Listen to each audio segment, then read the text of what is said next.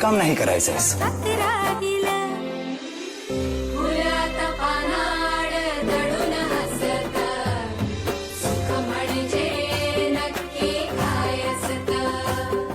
सुख म्हणजे नक्की काय असतं. 17 ऑगस्ट पासून रात्री 9:30 वाजता स्टार प्रवाहवर.